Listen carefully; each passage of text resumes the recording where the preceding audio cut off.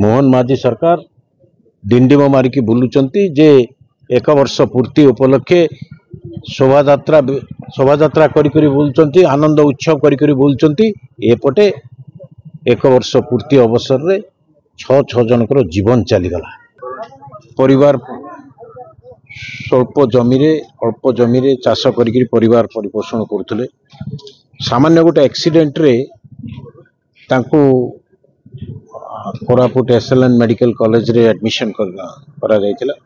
भल ही सारी संपूर्ण भल ही सारी खियापिया करुले, समस्त प्रकार तांकर संपूर्ण भल ही सारी डिस्चार्ज होते।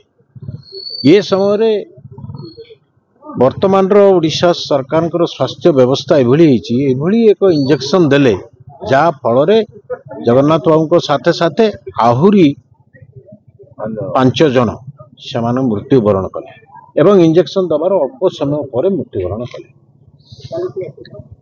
आज पर्यंत सरकार स्पष्ट करूना जे कौ सर्कमस्टेंसेस रे से इंजेक्शन दिगला एवं कौन पाई इंजेक्शन नबा परे तांकर मृत्यु घटिला।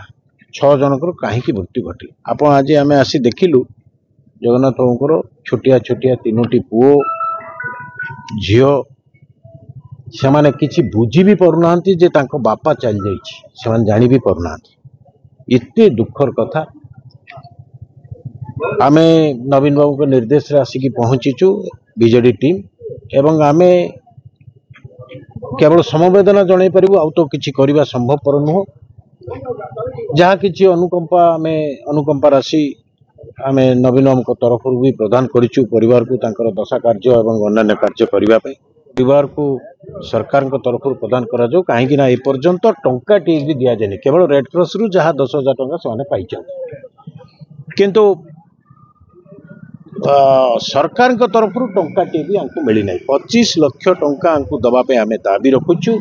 आम शुणा पाइलु आपण मैंने देखुथिबे ई जगन्नाथ पुजारी मृत्युवरण करिसेंती। दुखद घटना जेहेतु तांकर 3टे छुआ अच्छी छोट छोट छुआ अच्छी किंतु आज देखा गले संपूर्ण भाव में सरकार दायी। कहीं आपण मैंने देखुथिबे 6 जनकर मृत्युवरण कर भूल इंजेक्शन देकरी। कोरापुट परी लक्ष्मण नायकंकर शहीद लक्ष्मण नायकंकर मेडिकल ठारे एमिति घटना घटिबे बोली आमे आशा करि नथिलु। आपण माने देखुथिबे पूर्व सरकार हम प्रिय मुख्यमंत्री नवीन पट्टनायक पूर्वतन मुख्यमंत्री थिले सेतेबेले एते असुविधा सम्मुखीन भोगु नथिले। आज वर्तमान सरकार मोहन सरकार कौन देखुछंती, कौन आपण माने जानुथिबे कौन सुरक्षा देउछंती? नारी को सुरक्षा देउछंती कि स्वास्थ्य प्रति ध्यान देउछंती? केवल से मने खाइबा चिंता करूछंती। सब बेले देखुथिबे आपण माने मोहन सरकार आज मुख्यमंत्री से खाइबा चिंता सब बेले करंती, नारी की सुरक्षा दे पारु नांती।